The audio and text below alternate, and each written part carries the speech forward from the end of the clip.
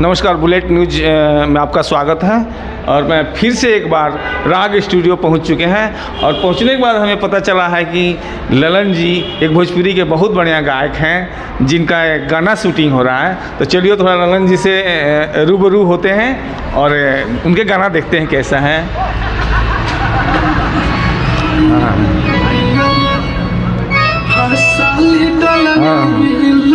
हाँ, देख सकते हो वहाँ ललन जी हैं हमारे, देख सकते हैं भैया। ललन जी होगा जी, ललन यादव, ललन यादव सुन सकते हैं सर। ललन यादव अच्छा नहीं, देखिए सर, देखिए। हाँ तो देख वाह। नमस्कार सर। जी नमस्कार। मैं बुलेट न्यूज पलामू से। जी मैं भोजपुरी गायक ललन यादव व्यास, और बहुत बहुत धन्यवाद सर। बैठ जाइए। सर हम भी बहुत ही खुश हुए कि हमको आते आते पता चला कि आपका एक होली गीत रिकॉर्डिंग हो रहा है। जी। और तो हम लोग आए और आपसे मिल के सोचे थोड़ा ललन जी के रिकॉर्डिंग गीत हो रहा है, होली गीत। बहुत अच्छे गायक हैं और थोड़ा रूबरू होते हैं आपसे सर। तो सर आप बताएंगे कौन सा गाना आपका रिकॉर्डिंग हो रहा था? जी, सबसे पहले आपके बुलेट न्यूज चैनल के माध्यम से जो भी लोग देख रहे हैं और जो भी बाद में देखेंगे सभी को मेरा प्रणाम, और आपको भी प्रणाम। प्रणाम। और आज हम लोग ये राग स्टूडियो डाल्टनगंज, जी जी, आज होली का रिकॉर्डिंग मेरा हो रहा है। जी जी।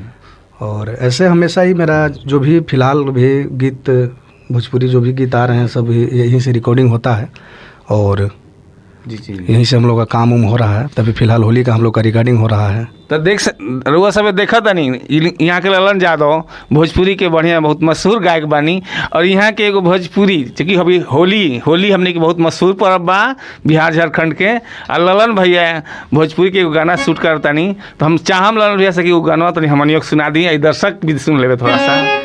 जी देखिए, ऐसे तो मैंने हमनी के का कहें, हमनी के एगो रूल बा आज के जौन प्रचलन बा हिसाब से हमनी के ना चाहिए जाके गाना के गाई, लेकिन दो लाइन काहे कि गाना रिलीज नहीं खे। जौन रिलीज हो गई बाटे ओके हम सुना सकते नहीं मुखड़ा अंतरा कुल, बाकी रिलीज नहीं खे तो ऐसे थोड़ा सा पंच लाइन के सुना दें। जी जी जी, पंच लाइन सुनाए।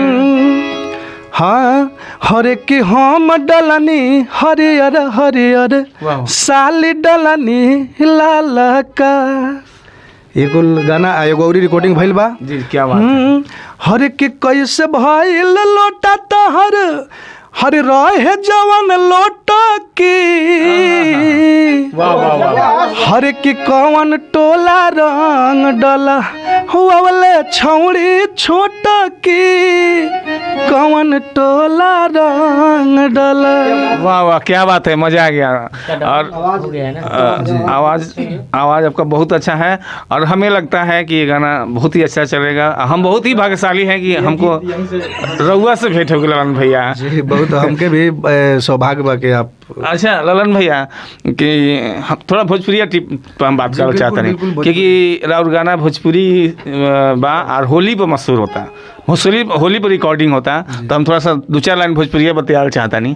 ललन भैया ये सब गायक लोग जो बा भोजपुरिया गायक लोग बा आपस में लड़ल भिजल आजकल मीडिया पर बहुत नहीं रहते हैं, मतलब कहाँ बा ये सब, काहे लोग ऐसे करता है? देखिए ई मैटर पर तो हालांकि का कहे, एगो कहावत कहल बा कि कहावत कहल जाला कि छोट मुँह बड़ बात। तो हमनी के मान के चली हुए जा छोट, हमनी के छोट बानी जा, हमनी के अपने आप के तो छोटे समझी ले जा, हमेशा हमनी के छोटे बानी। तो छोट मुँह बड़ बात नहीं कह सकत, लेकिन एगो बात जरूर कहम कि ई ठीक नहीं खे। ई भोजपुरी खातिर माने अभिशाप बा। आज जेकरा हमनी के आदर्श मानी ले, जे भोजपुरी के लोग बा, बड़े बड़े लोग बा, जेकरा के देख के हमनी के स्टार्ट करनी जा, सुननी सीखनी, आज वे लोग के दशा बा। तो जन जे भोजपुरी के विनाश होता कहीं, ऐसन केहू के ना करे के चाही।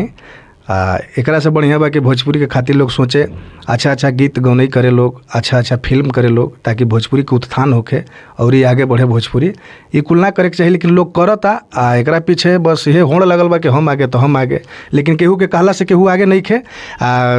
मेहनत करी, जनता जे के आगे समझी, जे के सपोर्ट करी, जनता जरा के प्यार दी वो आगे बा।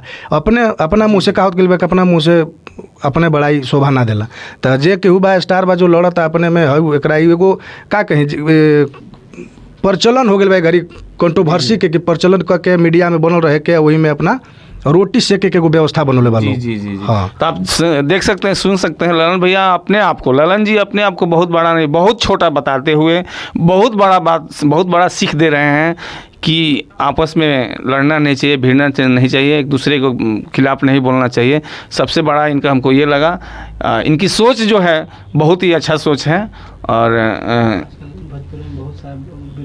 आजकल भोजपुरी में बहुत सारा वीडियो वायरल हो रहा है और इस पर लड़ने झगड़ने का काज हो रहा है। इसीलिए मैं ललन जी से 2 राय लिया, तो इन्होंने अपने आप को बता रहे हैं कि मैं बहुत ही छोटा हूं, और फिर भी इन्होंने एक बहुत बड़ा बात बोले। और हम भी चाहते हैं और कि सारे भोजपुरिया समाज जो हैं मिलजुल कर कलाकार एक अच्छा शब्द का, एक अच्छा वाणी का, अश्लील मुक्त गाना समाज में लाएं, ताकि हमारा समाज जो है। अश्लीलता के बात भइल बा, 1 मिनट चाहे अश्लीलता के बारे में देखिए। अश्लीलता जौन बा कि ए घड़ी का कहीं सबके एमे दोष बा, कलाकार के सिर्फ दोष नहीं है एमे। आप देख रहे हो मीडिया से ही तो रहुओ कुछ दोष बा। अब जानी कि जौन अश्लील चीज़ बा ओकरा के लोग मीडिया वाला भी ज़्यादा उछालता, ओकरा के ज़्यादा प्रचार करता, इहो एगो थोड़ा सा दोष हो गई।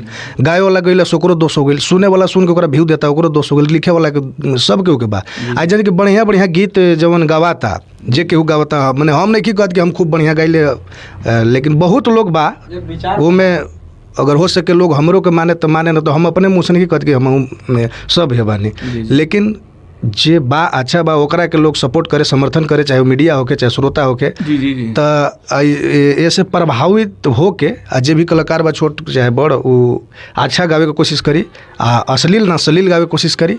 ऐसे हमनी के अश्लील गीत नहीं गौले जा, मस्ती मनोरंजन खातिर मान थोड़ा बहुत होके, तो बाकी ऐसा कोनो गीत नहीं खे कि जगह जौना गीत के सुनला के बाद केहू के मैंने लज्जित होके के पड़ी। चलिए धन्यवाद भैया, आपसे मिलकर बहुत खुशी हुआ।